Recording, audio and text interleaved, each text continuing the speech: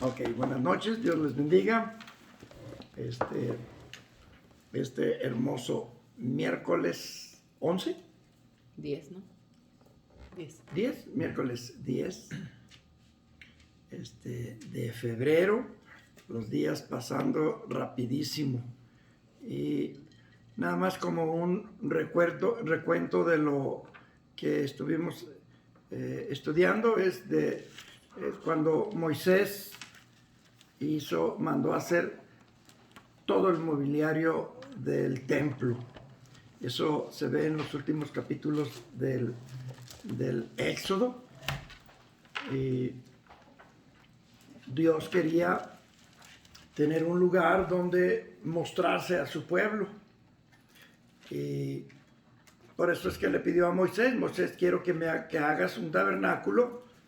No podía ser un templo, tenía que ser un tabernáculo. La diferencia entre tabernáculo y templo es que el tabernáculo era hecho de como casa de campaña, una cosa así, una especie de, en la magnitud como un circo, así de enorme. Y lo armaban y lo desarmaban y a caminar.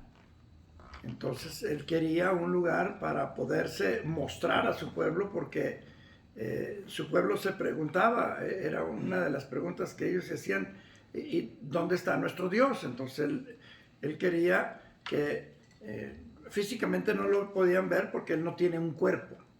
Entonces, por eso es que él dice: ¿qué figura me vas a hacer? Yo no tengo cuerpo. Entonces Dios, para mostrarse, le pide a Moisés: haz esto.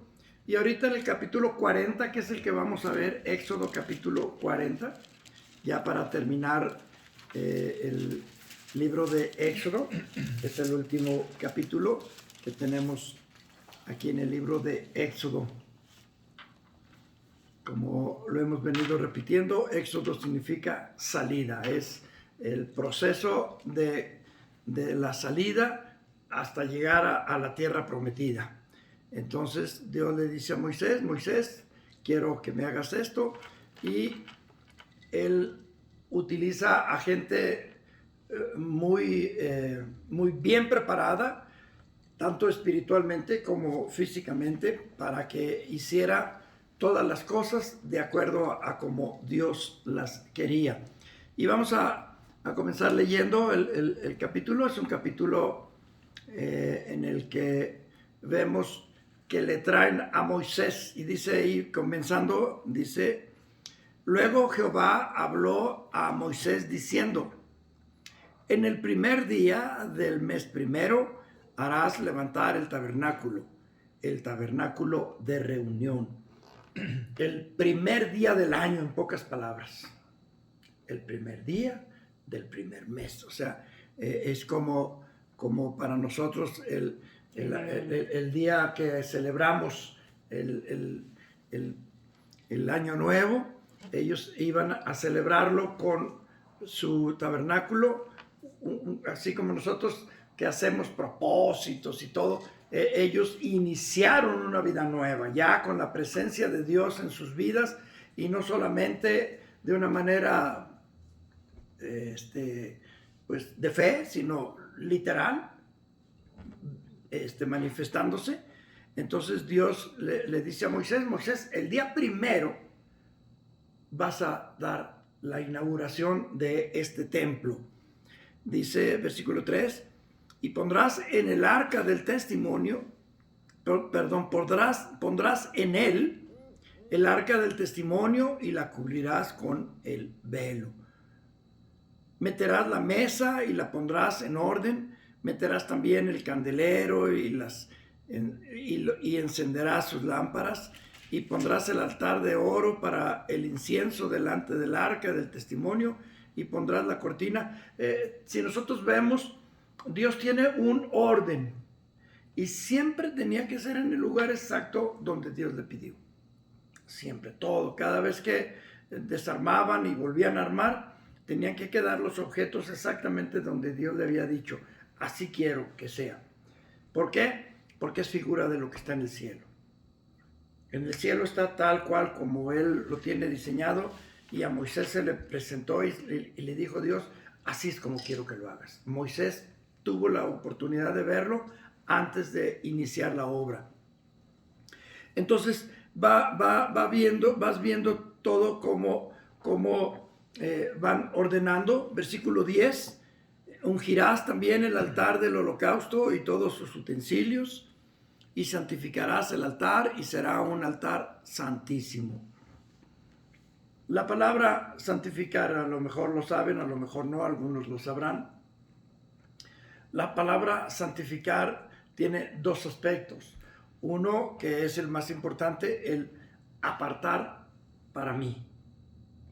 Eso, la palabra santificar, por ejemplo, cuando Dios termina de construir, de hacer la creación de todo el universo, sí, Él dice, y voy a santificar el día séptimo, es decir, este día lo voy a apartar para mí. No quiere decir que va a ser un día santo, así como se tiene en el mundo ese pensamiento de santo como que hace milagros y como que hay que rezarle, no, sino que es apartado. Esto es mío, eso es lo que Dios hace. Y Dios santifica todos los objetos. No podían ser utilizados para ninguna otra obra. No hay luz, tráete la lámpara que está allá dentro del tabernáculo. No. La lámpara era exclusivamente para el lugar donde estaba diseñada. No se podía mover, no se podía hacer nada para ello. Por eso cuando nosotros santificamos algo y lo ponemos a los pies del Señor, no podemos hacer uso de él como querramos. Tiene que ser de una manera especial. Dice, versículo 12, y llevarás a Aarón y a sus hijos a la puerta del tabernáculo de reunión y los lavarás con agua. Y luego los vestirás, etcétera, etcétera. Él también en capítulos anteriores vimos cómo es que mandó hacer exactamente todo lo que ellos iban a vestir. No era, hoy se me antoja así, no. Dios le dio exactamente, entonces los vistió. Y la palabra importante aquí, versículo 13, y harás vestir a Aarón las vestiduras sagradas y lo ungirás y lo consagrarás para que sea mi sacerdote, no de otro Dios, exclusivamente mi sacerdote. Él va a trabajar para mí exclusivamente. Él, sus hijos y su genealogía, todos van a trabajar exclusivamente para mí. Por eso es que Jesucristo se molesta con los sacerdotes en su época, porque estos hombres, en lugar de estar trabajando para Dios, estaban trabajando para ellos. Se engordaban de los diezmos, se engordaban de las ofrendas, de los sacrificios. Ellos tomaban las mejores partes de la carne para ellos. Estaban haciendo, por eso les dijo que eran unos ladrones en una cueva, porque en lugar de estarse consagrando para Dios, se consagraron para sí mismo. Y por eso es que cuando yo sé de algún pastor que se enriquece, que trata de vivir más para él que para todo, digo yo, esa persona va a tener que dar cuentas a Dios. Son cosas muy importantes. Versículo 14 dice, después harás que se acerquen sus hijos y les vestirás las túnicas y los ungirás. Exactamente lo mismo. Y versículo 16, y Moisés hizo conforme a todo lo que Jehová le mandó. Así lo hizo. Por eso Dios habla de Moisés como mi siervo. Dios ve a Moisés como una persona muy especial. Hizo todo lo que Dios le pidió, tal cual, exactamente como tenía que ser las cosas. Dice, versículo 17, así, en el día primero del primer mes, en el segundo año, el tabernáculo fue erigido. Fíjense cómo hasta habla de tiempos. Por eso, ¿se acuerdan de ese estudio que yo hice con los tiempos de la Biblia? Aquí habla del tiempo. ¿De qué está hablando aquí Dios? Dice ahí, en el versículo 17, así en el día primero del primer mes, en el segundo año.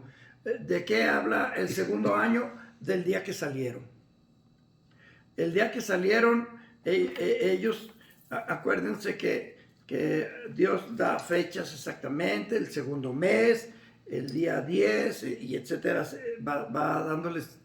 Ahora es segundo año, ya llevan 2 años caminando y terminan la construcción de todo y entonces le dice, el tabernáculo fue erigido, es decir, fue levantado. Estaban tan bien organizados que en un día levantaban todo. Algo tan grande, algo tan espectacular, en un solo día lo armaban todos porque cada persona tenía un oficio especial. Y a veces se nos hace poco el oficio que tenemos. Y Dios a veces nos da oficios muy pequeños, pero muy precisos. Quiero que tú hagas esto, que tú hagas esto. Y entre todos hacemos el conjunto. Así ellos, cada quien, por ejemplo, pues a ti te toca llevar el barrote número 25. Y era su trabajo. Y así todos tenían, cada quien, entonces ellos llegaban y exactamente ponían su barrote donde ellos sabían. Entonces ellos llegaban, lo colocaban, el siguiente llegaba con las cortinas, el otro, y armaban todo rapidísimo porque cada uno estaba sumamente bien entrenado y todos hacían lo exacto. Por eso es que se levantaba todo y lo desarmaban. Dice, Moisés hizo levantar el tabernáculo y asentó sus basas y colocó sus tablas y puso sus barras e hizo alzar sus columnas, etcétera, etcétera. Va haciendo, nos va mostrando cómo es que va poniendo y luego nos habla, esto para no entretenernos tanto, va diciendo cada objeto y lo pones y lo pones y lo pones y así lo hicieron. Cada uno llegaba y tocaba. Acuérdense que los objetos que estaban en la parte interior, en la parte del Santísimo, no podían tocarlo nadie. Esas partes las llevaban con barrotes, entonces ellos llegaban con el arca y no podían tocar el arca, porque el que tocara el arca automáticamente moría. Entonces ellos llegaban, metían en medio de los aros que tenía, metían el barrote y a cargarlo. Igual a descargarlo exactamente en el lugar que deberían de hacerlo. Todos.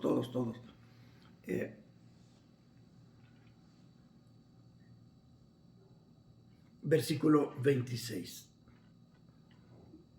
Bueno, desde el 24. Dice, puso el candelero en el tabernáculo de reunión enfrente de la mesa al lado sur de la cortina y encendió las lámparas delante de Jehová, como Jehová había hablado a Moisés, y comienzan a hacer la obra. Comienzan a encender. Luego puso también el altar de oro en el tabernáculo de reunión delante del velo y quemó sobre él el incienso aromático como Jehová había mandado a Moisés. Son los primeros sacrificios que se ven. Hasta ahorita, todo el tiempo, no habían presentado nada de sacrificios porque no había un lugar donde hacerlo. Ya lo tienen, ahora comienzan ya con los sacrificios, con todo. Primero prenden la luz y en fin, ahí van haciendo todo. Es algo importante ver todo esto y entenderlo. Y luego dice, versículo 28, puso asimismo la cortina a la entrada del tabernáculo. ¿Para qué? Para que nadie entrara. Una simple cortina era el impedimento para entrar a esos lugares. Era algo simbólico, pero muy importante. La gente no cruzaba esos lugares porque sabían que si cruzaban aquello, pagaban con la muerte, con su vida. ¿Ya? Versículo 29, y colocó el altar del holocausto a la entrada del tabernáculo de reunión, y sacrificó sobre él holocausto y ofrenda como Jehová había mandado a Moisés. Y puso la fuente entre el tabernáculo de reunión y el altar y puso en ella agua para lavar. ellos todo el tiempo se tenían que estar lavando y lavando y lavando y lavando. Tú sabes que usar carbón y usar leña y todo eso mancha mucho, entonces ellos tenían que estarse limpiando y lavando muy, muy continuamente. Y eso es símbolo de lo que Cristo hace con nosotros. Nos limpia, nos limpia. Por eso una persona que es salva necesita estar yendo a los pies de Cristo para lavarse. Él es nuestra fuente. Y el sacerdote se está lavando y lavando y lavando. Y dice ahí, como Jehová había mandado a Moisés. Versículo 33. Finalmente erigió el atrio alrededor del tabernáculo y del altar y puso la cortina a la entrada del atrio. Así acabó Moisés la obra. Era lo que era el templo, con su lugar santo y su lugar santísimo, y la parte del atrio. Los templos antiguamente todos tenían un atrio. Yo me acuerdo en Jalos, un atrio completamente delimitado con una barda. Aquí hay templos muy antiguos que tienen sus atrios, y era símbolo de lo que aquí hacía. El pueblo en general no podía llegar más que al atrio. ¿Dónde vemos a los danzantes? ¿Dónde vemos a todo ese tipo de gente? Aún en las iglesias católicas, en el atrio. Jamás vemos danzantes dentro del templo. Por eso es que nosotros como bautistas estamos en contra de que se dance dentro del templo, porque el templo es un lugar pues muy solemne. El templo es un lugar para adorar, para sacrificar, pero no para danzar. Las danzas eran o en el atrio o fuera del atrio, pero nunca dentro del templo. Dice, así acabó Moisés la obra. Versículo 34. Entonces una nube cubrió el tabernáculo de reunión y la gloria de Jehová llenó el tabernáculo. Como Dios diciendo, así voy a ser de aquí en adelante. Una nube tan espesa que era imposible ver. Entonces, todo aquel... nada más imaginémonos lo solemne que ha de haber sido aquello. La presencia de Dios que se podía palpar. Ahora nosotros vivimos de fe, pura fe. Dice, donde 2 o 3 se reúnen en mi nombre, ahí estoy yo, y yo sé que Él está aquí, y está en otro lugar, y en otro lugar donde la gente se reúna para adorar, o para estudiar la palabra, o para lo que sea. Dice, yo estoy allí. Bueno, en ese tiempo su presencia era física en cierto sentido, porque era una nube que se podía ver. No la podían tocar porque, pues, si tú te metes en una nube, yo creo que no se ha de sentir nada, porque yo veo que los aviones cruzan y se ha de sentir humedad o alguna cosa. Igual, pero de que les quedó claro que ahí estaba Jehová, les quedó claro. Era la presencia de Dios. Dios les dijo, constrúyame este lugar y ahí voy a estar. Y ahora el Nuevo Testamento dice que nosotros somos ese templo y que el Espíritu de Dios vive en nosotros. Ahora nosotros, por eso, una persona que entiende el Evangelio, entiende la presencia de Dios y hasta cierto punto la vive, la presencia. Yo cuando recibí la salvación, no al Espíritu Santo como dicen los pentecostales, pero cuando yo entendí del Señor, yo me acuerdo que le decía a la gente, es que conocí al Señor, es que el Señor esto, y la gente se quedaba así como diciendo, ¿de qué me habla este loco? Y es que es una cosa como esta, te conviertes en su templo. Dios no está en todos los hombres. Muy frecuente esa frase de todos los caminos llevan a Dios, o todos adoramos al mismo Dios. Todo eso es perfecta mentira. Por eso es que la gente al leer la Biblia no la entiende. ¿Por qué? Porque Dios no está en su vida. Y esa es una de las preguntas que cada quien debe de hacerse. Si yo no estoy entendiendo la Biblia, si la Biblia no... Es que algo está pasando, no hay presencia de Dios en nuestras vidas. Dios le dijo a su pueblo, voy a estar con ustedes, y se los demostró físicamente. Yo le dije a Dios, Dios, yo quiero sentirlo, yo quiero vivirlo.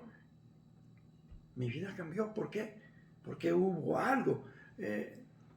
No necesitas este temblor, simplemente tú dices, algo pasó en mi vida. La presencia de Jehová se le llamaba Shekinah. Estaba tratando de acordarme de la palabra.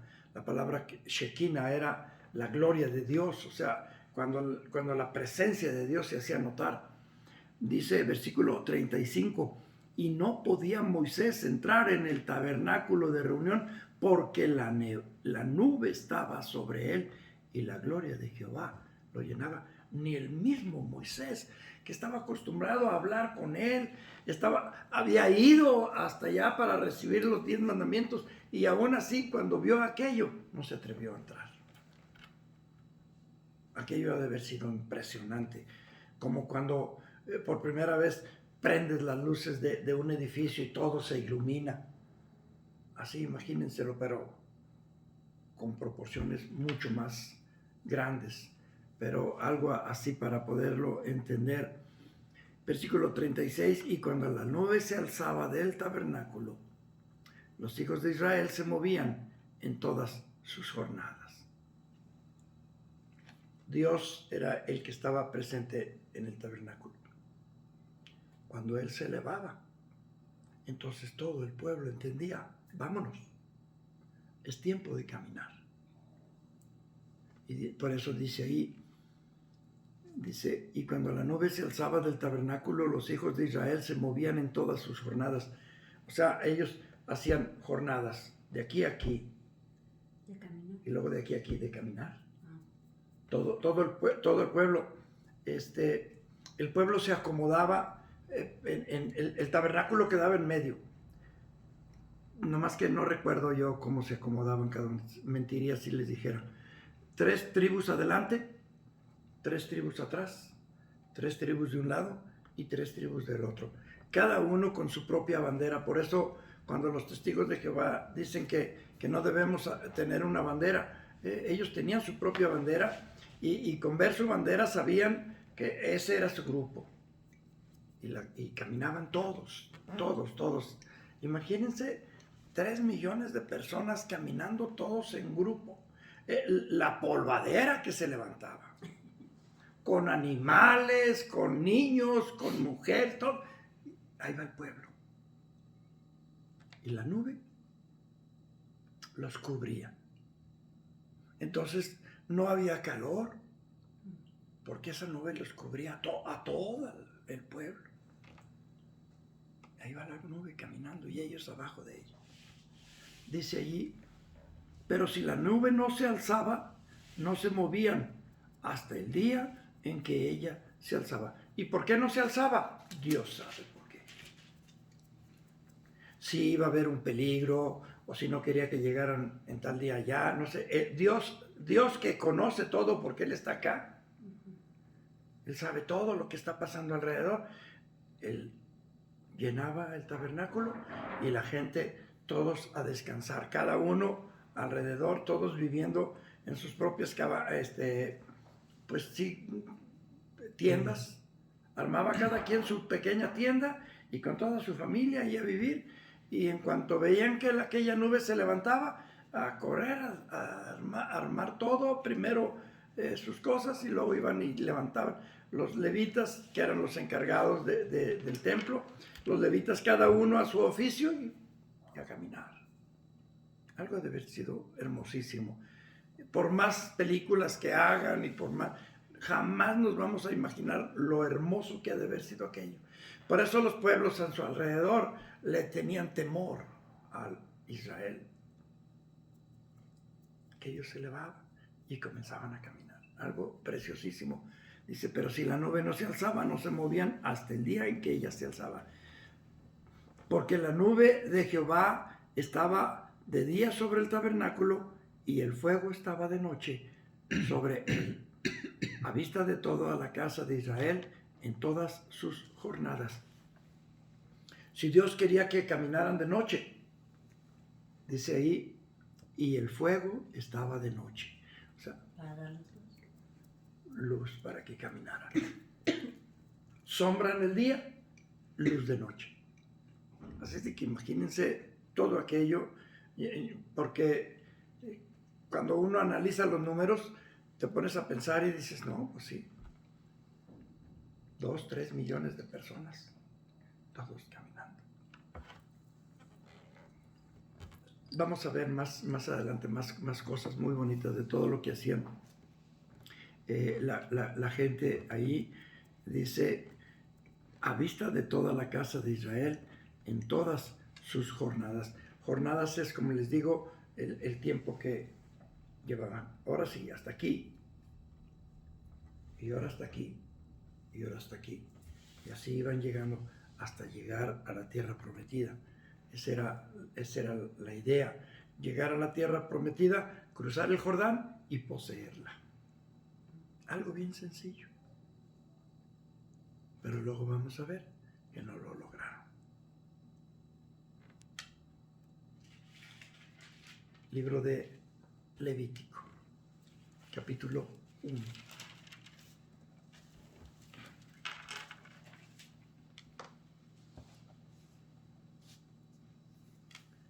El libro de Levítico tiene ese nombre porque es el libro de la ley. Es la ley de los sacerdotes. Es la ley que regía al sacerdocio. También así se le llamaba la ley de los sacerdotes. Y aquí vamos a ver lo que hacían los sacerdotes en diferentes ocasiones y para diferentes causas. Y también se le llamaba los deberes de Israel. Por eso Levítico tiene que ver con ley. Cuando oigan Levítico, entiendan, es leyes. Leyes. Génesis, principios. En su mente. Génesis, vamos a hablar de los comienzos. El comienzo del hombre, el comienzo de la tierra, el comienzo del pecado, el comienzo de esto, todos los orígenes de todas las cosas están en Génesis. Y luego su pueblo es cautivo y comienza el éxodo, la salida de su pueblo. 430 años después de haber sido cautivado, comienzan a salir. Y Dios le dice, construye un tabernáculo, y este tabernáculo tiene que ver con lo que ahora les va a enseñar. Ok, ya tienen su tabernáculo, yo estoy aquí presente, a partir de esto van a hacer todo esto. Versículo 1. Bueno, nada más para como inicio. El libro de Levítico se divide en dos partes. El libro de Levítico no es muy grande, no es muy largo, tiene 27 capítulos. El libro de Génesis tiene 50. El libro de Éxodo tiene 40 y el libro de Levítico tiene solamente 27 capítulos. En él se ve primero de los sacrificios, todo lo que se tenía que hacer de sacrificios. Esto para que nos demos una idea de todo lo que Cristo nos libró. Sacrificios y sacrificios y sacrificios. Y por eso la Iglesia Católica no ha entendido todo esto. Ya los sacrificios quedaron atrás. Todo era símbolo de lo que Cristo iba a hacer. Y ellos se quedaron en el Antiguo Testamento. Inclusive las personas que, ahorita se me olvidó cómo se llama, mesiánicos, los mesiánicos que han regresado nuevamente a la antigua ley. Conozco algunas personas que aún estudiaron aquí con Luis Ramos y ahora están con los mesiánicos, regresaron a las leyes, ya no comen cerdo, ya no hacen esto, ya no hacen lo otro, ahora tienen el sabbat. Y yo digo, ¿y el sacrificio? Porque no pueden sacrificar en todos sus pecados, ¿cómo los pagan? No sé si me entiendan, pero ese tipo de personas no entienden la Biblia. Todo esto es pasado. Dios les dice, versículo 1, llamó Jehová a Moisés y habló con él desde el tabernáculo de reunión diciendo, habla a los hijos de Israel y diles, cuando alguno de entre vosotros ofrece ofrenda a Jehová de ganado vacuno u ovejuno, harás vuestra ofrenda. O sea, no es de lo que tú quieras, no es como tú quieras. Es que Dios conoce mi corazón, no, espérate, tiene que ser así. ¿Se acuerdan de Caín y Abel? Tiene que ver con esto. Dios le había dicho a Adán, cuando lo vistió de pieles, él debió haberle dado una explicación de cómo es que tenía que hacer sus sacrificios, porque vemos sacrificios desde tiempo de Adán, y Dios le ha de haber dicho, tienes que derramar sangre, tiene que haber muerte por tu pecado merece muerte, ¿ok?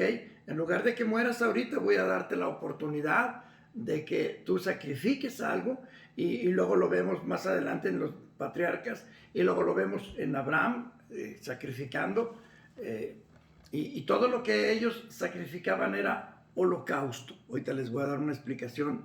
No es lo mismo holocausto que un sacrificio de expiación. Sacrificio de expiación es cuando tú pecas, llevas un animalito en lugar mío, para que ese animalito muera en lugar mío, su sangre en lugar de mi sangre.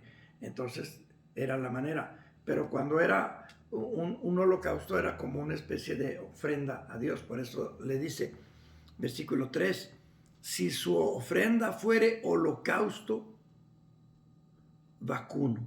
Vamos a quitarle la palabra vacuno y vamos a dejarlo en holocausto.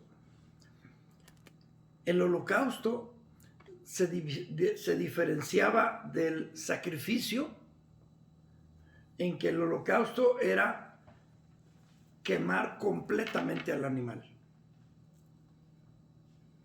No dejaban absolutamente nada de partes, todo tenía que quemarse. En cambio, en el sacrificio, el sacerdote podía tomar ciertas partes del animal para poder comerlas. Y el holocausto era 100%. Entonces le dice Dios, comienza Dios con el sacrificio más importante, el holocausto. Un sacrificio completo. ¿Y qué es lo que Cristo hizo? Un sacrificio completo. Él se ofreció en holocausto. Dice, si fuere holocausto vacuno, hace una diferencia. Y luego más adelante vamos a ver otro tipo de holocausto. Pero si fuere vacuno, ¿qué es un holocausto vacuno? Un becerro, una becerra. Eso es un holocausto vacuno. Dice, macho sin defecto lo ofrecerá, de su voluntad lo ofrecerá a la puerta del tabernáculo de reunión delante de Jehová. Y pondrá su mano sobre la cabeza del holocausto y será aceptado para expiación suya. Era un sacrificio, te digo, de lo más importante. Entonces degollará el becerro en la presencia de Jehová, y los sacerdotes, hijos de Aarón, ofrecerán la sangre y la rociarán alrededor sobre el altar, el cual está a la puerta del tabernáculo de reunión, y desollará el holocausto y lo dividirá en sus piezas. O sea, si ustedes se fijan, es algo traumático.